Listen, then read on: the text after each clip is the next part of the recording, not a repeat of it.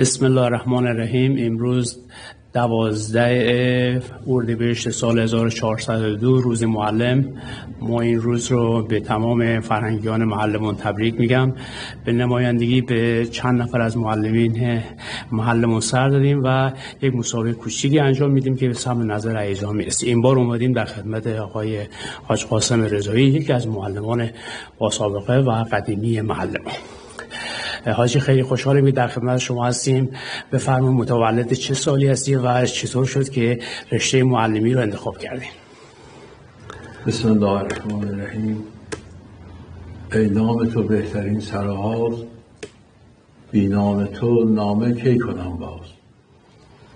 ای یاد تو مونس روانم، جز نام تو نیست بر زبانم. عرض سلام و ادب دارم خدمت همه معلمان عزیز، همه هم‌محلی‌های عزیز و تبریک به خدمت معلمان بسیار گرانقدر محلمون این روز معلم ره و همچنین به دانش آموزان عزیز و مهربون خودم. من آرزوی سلامتی که من برای همه معلمانی که در حال حاضر در قید حیات دارن و طلب آموزش دارن، خدمت همه عزیزانی که از دستمون بودن، معلم پیشکسوت محلمون که همه به نوعی دانش آموزشون بیمی، مرحوم عموی مهربان من حاج عزت الله رضایی که هم حق معلمی و استادی به گردن من دارن و هم حق پدری به گردن من دارن. اینها چند تا از عزیزانمون متاسفانه از جمع فرهیختگان فرهنگی معلمون به ملکوت اعلی. حالا یکی من اسم معلمانی که از جمع ما بودن، معلم مرحوم حاج الله رضایی، مرحوم پنجلی محمدیان، مرحوم برارجان نجفی، مرحوم اشغالی رضایی را، مرحوم صمد جعفری، مرحوم علی جعفری، مرحوم نورعلی کاویانی، مرحوم حاج محمود خدابخشی و کل سرسبد این عزیزانی که من نام بردم. دو تا شهید بزرگوار از قشر فرهنگیان داریم، شهید علی جان خدابخشی و شهید سید حسین اسماعیل زاده. من همینجا جا دارم یادی میکنم از دو خواهر گرانقدرمون که از جمع ما جدا بینه، به نوعی همکار ما محسوب کنه، خانم سید طاهره میرغایی و خانم مرحوم بلقیس پوررحیم اگر فامیلیش اشتباه نکنم. روی همه اینا شاد انشاءالله که در بهشت بر این جایگاهشون باشه. بنده قاسم رضایی هستم. در سال 1333 در روستای باقرتنگه دیده به جهان بکشونه از یک خانواده مذهبی و روستایی. دوران تحصیل خودم رو 1 سال در عرب خیل دایمه و در بقیه مقاطع تحصیلی از کلاس دوم تا کلاس 6 رو در دبستان اون موقع عصر پهلوی و دبستان حاج عیسی خرازی و در دوره دبیرستان هم در دبیرستان عصر پهلوی اون موقع سپری اکادمی و در سال 1352 من به اتفاق مرحوم اشغالی رضایی در خرداد ماه موفق بیم که دیپلممون در رشته طبیعی که الان به رشته تجربی کسب کنیم و بعد دوران سربازیمون شروع به من بر اساس معدلی که داشتم بردم در دوره سپاه دانشی 6 ماه در مشهد دوره آموزشی همراه با آموزش نظامی و آموزش فرهنگی بدیمی و 2 سال هم در همین سپاه دانشی دایمی و بعد از این چون سپاه دانش بیمی و 2 سال هم تجربه داشتیمی بردیمی در قشر فرهنگی باییم معلم بیمی و از این بابت هم بسیار خوشحالمی که خداوند اگر دوباره ما رو بردگردانه به همون دوران جوانی باز هم همین رشته فرهنگی رو انتخاب کنیم چون بسیار رشته هرچند ممکنه از نظر مالی تأمین نبود فرهنگیان عزیز ما ولی از نظر معنوی بسیار با خیر و برکت میشه. حاجی بفرمایید که کدوم مدرسه شما خدمت کردنی؟ از ابتدا بعد از خدمت سپاه دانش در آذر ماه اول آذر 54 به استخدام آموزگار رشته در مقطع ابتدایی ما برای من ابلاغ بازونه 4 سال در مدرسه دارالدین روشن و احتمالاً 2-3 سال هم در مدرسه کاله و 2 سال هم در مدرسه شهید کریمیان و 21 سال در مدرسه شهید خدابخشی مشغول خدمت بودیم. در این دوران خب چندین سال معلمی اکادمی، چندین سال معاون محصبیمی و حدود 10 سال، حالا من دقیقا تاریخش ندونم، احتمالاً 10 سال آخرین پست و مقامی که داشتیم همین مدیر مدرسه بودیم. بله متشکرم. حاجی بفرمایید چه سال ازدواج کردید و مواصل این ازدواج؟ ما خوشبختانه امروزی ها گرنه که ازدواج منه در سنین بالا باوره. خب من به یک نوعی قبول دارم و یک نوعی هم قبول ندارم. من چون تقریبا تک فرزند پسر خانواده بیمه، پدرمون مادرمون علاقمند بینه که زودتر من ازدواج کنم و از قبل هم دختر خاله‌مون که 2 خواهر مرحومین حاجی نازمار رضایی و حاجی گلدسته رضایی با هم دیگه هنیشتن و تصمیم این بیتنه که دختر خاله‌مون رو به ازدواج ما در بیارن. در سال 1349 من ازدواج کردم و ماحصل این ازدواج ما 5 فرزند بیه که 4 فرزند پسر و 1 فرزند دختر که امیدوارم که خداوند به همهشون عاقبت به خیری عنایت کنه. حاجی یکی از خاطرات شیرین دوران مدرسه رو بتونی برای ما بیان کنیم؟ خب این 31 سال، نزدیک به 31 سال معلمی با احتساب سپاه دانشی همش سراسر خاطروه.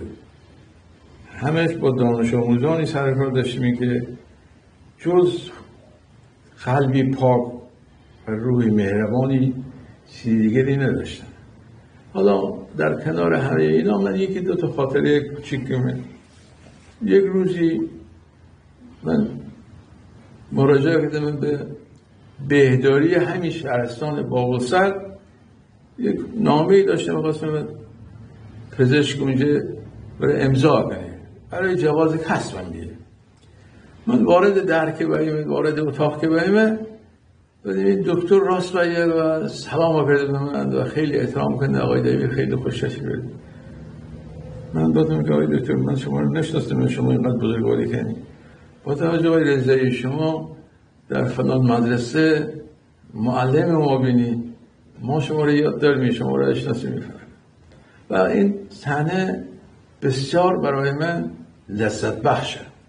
یکی دیگه من اشکال نداره نام ببرم، مثلا آقای دکتر رستگار حدود 5-6 ماه پیش به من زنگ بازی و گفتم حاجی کجا داری؟ گفتم من در میشه سر. گفتم من خواهم بیام تا دست خشده. گفتم که تو دکتر مملکت، رئیس دانشگاه پیام نور و چندین دانشجوی زیر دست شما، چندین استاد، شما به این دست ما رو خشدین؟ نه ما باید بدم. گفتم نه، من یادم داره در داردین من درس بلد نیم، شما یک کشیده به هم بزنید و اون کشیده زندگی من تغییر ده و من الان به این دکتر رستگار و پس نیاز است که اون دست خشده. اینا خاطرات زیادی در دوران تحصیلمون داشتیم. الان میگه دانش آموزانمون گت بینه، مرد بینه، نمیدونم شوهر اگر دنه، زن ببردنه، خاندار بینه، بچه دار بینه و بعضی مواقع گوشه کنار این جلو اظهار محبت کنه. اینا بهترین خاطرات زندگی ماست. ما هیچی نخونیم، فقط خواهیم که اینا خدمت عرض کنیم که خدا بخواهیم که ما رو در روز قیامت این خدمتی که به دانش آموزان این جامعه کردیمی باعث شفاعت ما بابد انشاءالله. بله انشاءالله. متشکرم. حاجی چند تا از معلمای خودت میتونی نام ببری مثلا دوران خودت موثر بینی؟ خب اکثرشون به رحمت خدا بردن، خدا همه‌شون رو بیامرزه. معلم کلاس یک من آقای بانکی میده اسم کرد، معلم کلاس دوم سوم آقای حقشناس بیه و معلمای کلاس چهارممون آقای رادفر بیه، معلم کلاس پنجممون مرحوم عموی من بیه در مدرسه عیسی خرازی، معلم کلاس ششممون آقای دبیر پیشکا بیه. در مقطع دبیرستانم که خب تعداد معلمای ما زیاد بینه، آقای معلم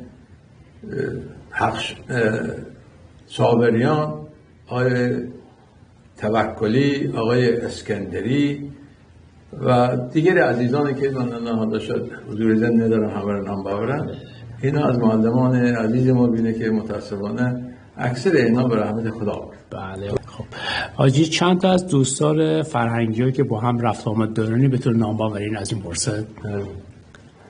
اون موقع وقتی ما استخدام بایمی معلمی هم صبح دنگی هم بعضور، یعنی بیشتر مواقع نهارش همراه بردیم، 3 ساعت صبح تدریس کردیم، 2 ساعت بعد. این بی که صمیمیت و رفاقتمون از همون سالهای 54 استارت برده. از جمله حاج آقای بابای مرادی، حاج حسین مهدی‌پور، حاج آقای خدمت مرحوم حاج آقای شعبان نژاد، مرحوم آقای کاوی و دیگر عزیزان. حالا ما با این تعداد عزیزانی که من اسم بردم، حاج آقای مشکوادی که گفتم، اینا همچنان این روابطمون در طول این 48 سال روابطمون برقراره. یعنی ما همین روابط داریم، روابطمون برقراره و در کنار هم داریم، گهگاهی هم دور هم نوشتیم با خانواده، یادی از خاطراتی گذشته یاد که می‌گیرم. بله متشکرم.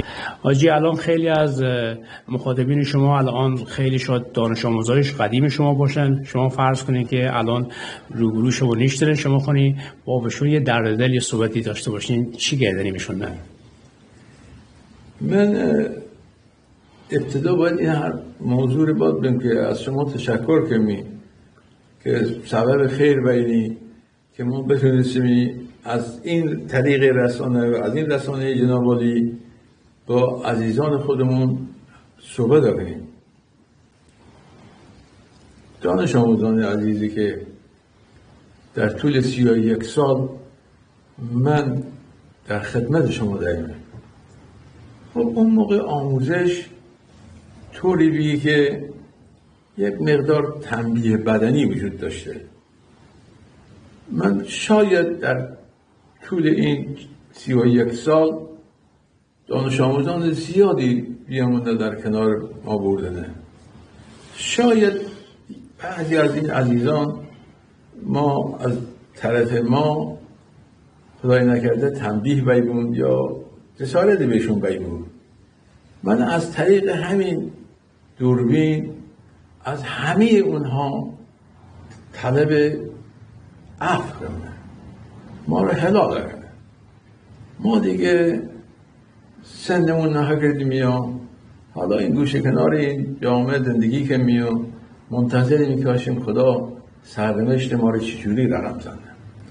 و از عزیزان من، دانش آموزان عزیز من، فرزندان مهربون من از شما استدعا دارم که به هر نحوی ما رو حلال کنید.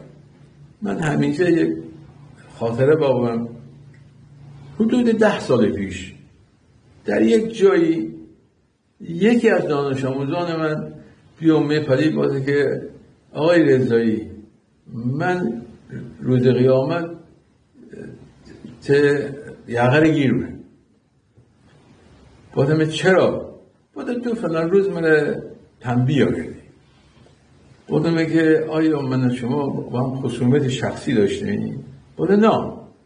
بودم چرا من تنبیه کردم؟ بودم چون من درس دارم. بودم الان ما رو حلال کرد. خلاصه سر بشه پایینم و صورت ما رو بوسه وزری و بودم که دبیر من خیلی جا ناراحت بیمه. بودم الان با این حرفی که تو وزری من تره حلال کرد.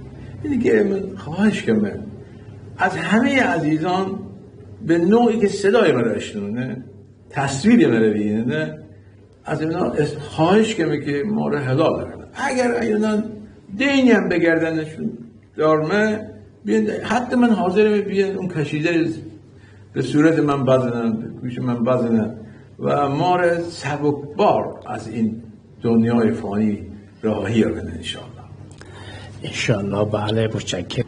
آجی بفرمایید که نحوه تدریس الان با قدیم خیلی فرق کرده. الان پیشنهاد نظر شما در خصوص این دوره از معلمین تدریس چی هست؟ دانش آموزان عزیز، فرزندان بهتر از جانم، من هر زمان وقتی که زنگ مدرسه زنه حالم دگرگون بوده و دلم خانه که دوباره برگردم به محیط مدرسه. من یک جایی در یک سخنرانی گفتم که بهترین و گوشنوازترین آهنگ برای من اون جیغداد دانش آموزان است. من هیچ آهنگی طنین اندازتر از این سرصدای بچه ها قبول ندارم. با قول مرحوم باخشبان خدا رحمتش کنه وقتی که اگر دست من بابه من گمه که مره در سالون مدرسه دفن نکنیم تا من همچنان روح من این جیغداد بچه ها رو بشنوه. عزیزان، تحصیل در اون موقع بسیار سخت. یعنی ما بس از محلمون باقرتنگه پیاده بریم با بسر صبح هم دویم بعد از ظهر هم دویم 3 ساعت صبح 2 ساعت بعد از. خب نهارمون چی بیه؟ صبحانه‌مون چی بیه؟ پیاده بسپریم. عزیزان، قدر این نعمت امروز رو بدونید. ما پیاده شیمیم یا یک وانه دیده که اون موقع این نیره هوایی رو در این ساتنه ما رو سوار کرده بردم اینجا. بعضی مواقع خانواده ها یک تخم مرغ به فرزندشون دادن که بروش ویت نهار، هم نهارمون نونمون بیه و 10 شوی حلورده گیتیمی یا شیره انگور گیتیمی با بخیر. دیگه صبحانه نمیدونم لقمه درست کنه، نه ساندویچ درست کنه، نه کولپوشتی داریم و نمیدونم لباس آنچنانی داشتیم، نه هر دقیقا لباسمون 2 بسته داشتیم.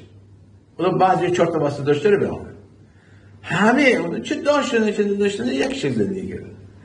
حتی این نایلون نداشتیمی که ما کتابانمون بدونیم داخل به که وارثنده خیس نامه.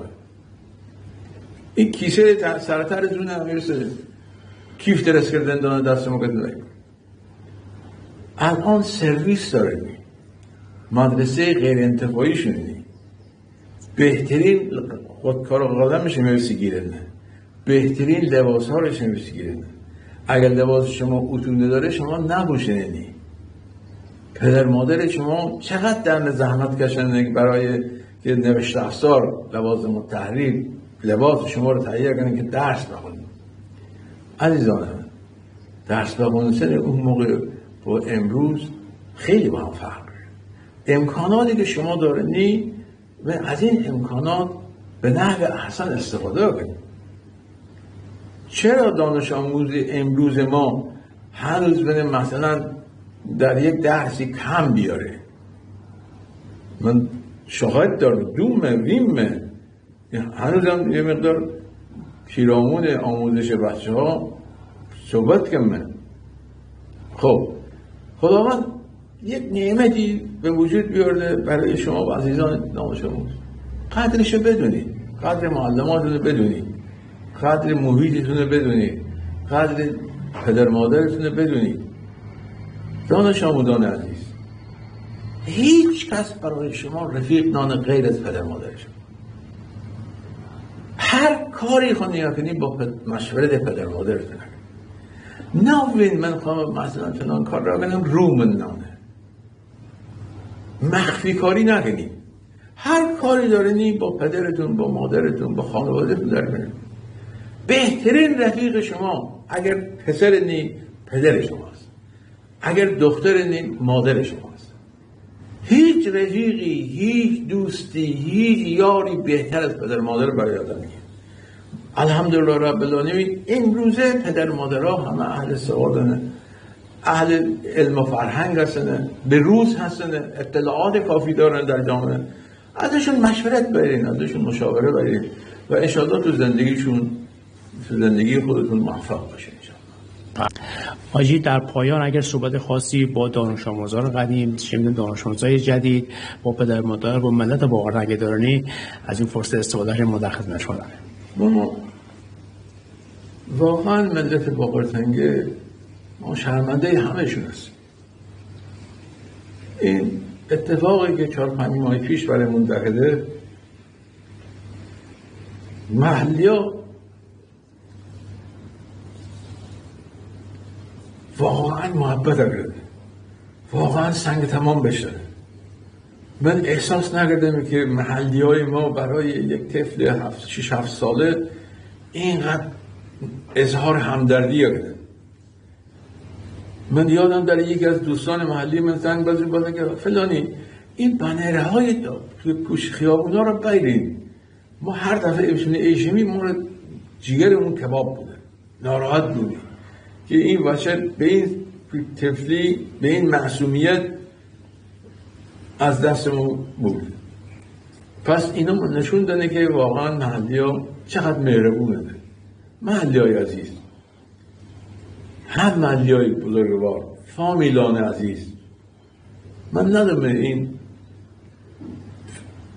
نوار یا این فیلم یا این تصویر تا کی مونه، کیها برای گوشتنه، کیها برای اشنه، از همه کسانی که خدای نکرده اصلا کدورتی دارن من حلال دارن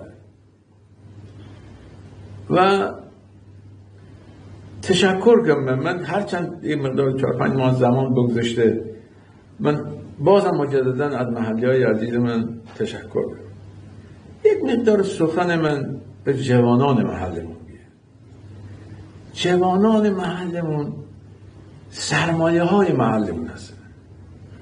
درسته که سرمایه محلمون ساختمونی هسته، نمیدونم زمین فوتبال هسته، نمیدونم مسجد هسته، تکیه هسته، یا اماکن دیگر باشگاه ورزشی هسته.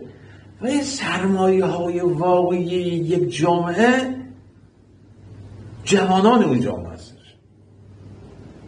ما چی کار را کردیم برای این جوانان عزیزانی که به هر حال به نوعی مسئولیتی دارنی، چه در محل چه خارج از محل؟ کدوم زمان در طول این چندین سال یک بار جوانای ما رو دعوت کردنی در یک مکانی، حالا من نه حتما در مسجد تکیه، در یک استادیومی برایشون یک سخنرانی بشنی، برایشون یک پذیرایی کردنی؟ چرا ما امی همش جوانای ما رو قضاوت کردی؟ آیا موی بلند پسر من، همسایه من، چه آسیبی به من وزره؟ و آستین کوتاه فرزند من کجای این زندگی من لطمه وزره؟ اینا سرمایه های ما هستند، فرزندان ما هستند، جگرگوشه های ما هستند، اینا تمام امید ما هستند، چشم چراغ ما هستند.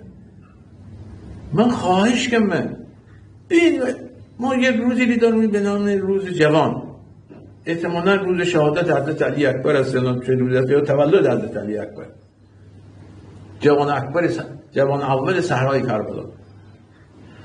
بیان همین روز شما بهانه قرار بدین جوانای محل ما رو دعوت کنید، ما پیرا رو دیگه دعوت نکنیم، یک مدعی بیارین، یک سخنرانی بیارین، یک برنامه اجرا کنین، اینا رو به سمت خودتون بکشین، نلین اینا هرز بورن. دختران ما اینا جیگرگوشه های ما هستند، ایراد نگیرین از اینا، از لباس اینا ایراد نگیرین، از رفتار اینا ایراد نگیرین. اگر بتونیم جامعه خودمون رو اصلاح کنیم. روزی از پیامبر صلی الله علیه و سوال کردن که بهترین انسان ها روی زمین کیه؟ حتی باید نماز خونده، حتی باید فلان خونده، حتی باید فلان، هر کس به یک نوعی اسم بده. پیامبر باید که همه شما این حرفا رو بزنید، درست، اما بهترین انسان های روی زمین کسانی هستند که جامعه از دست و زبانشون در امان داره. اینا آدمای خوبی هستند. بابا ببین ما از دست زبانمون جامعه ما، جوانان ما، دختران ما، پسران ما در امان داره. یک مقدار هم راجع به ورزش، چون خودمون در دوران جوانی فوتبال کردیم، این ورزشکار بیم و تیم خوبی داشتیم اون موقع، همین مرحوم اشغالی رضایی کاپیتان تیممون بیه و اینا یه مقدار به ورزش جامعهمون بیشتر علاقه‌مند داریم، بیشتر اینا رو حمایت کنیم، کمک خواهنده اینا رو کمک کنیم انشاءالله. و من در پایان از حضرت عالی تشکر کنیم، خدا پدرتون رو بیامرزه، خدا به شما سلامتی بده، خدا اون طفل عزیز که در راه دور با اولیاء الله به پیوندسه از دنیا برده، به رحمت خدا برده، آقا مبینم خدا بیامرزه انشاءالله. من در پایان یک مطلبی از دکتر شریعتی بگم. خدایا چگونه زیستن را به من بیاموز، چگونه زیستن را به من بیاموز، چگونه مردن را خود خواهم آموخت. و السلام علیکم و رحمت الله و برکاته.